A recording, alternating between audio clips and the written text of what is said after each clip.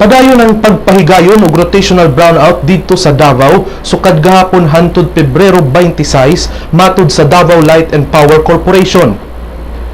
Ang brownout masinati sa Davao tungod sa preventive maintenance shutdown sa 150 megawatt Unit 2 sa Therma South Incorporated diin adunay 50 megawatt nga kontrata ang Davao Light.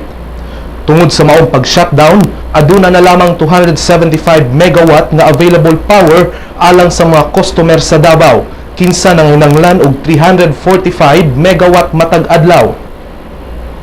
Nunot niini, ipahigayon ng 2 hangtod 3 ka oras nga brownout sa Dakbayan.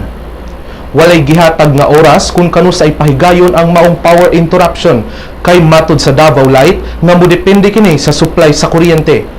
Apan base sa general time frame nga gihatag sa maong kumpanya, ani ang mga schedule.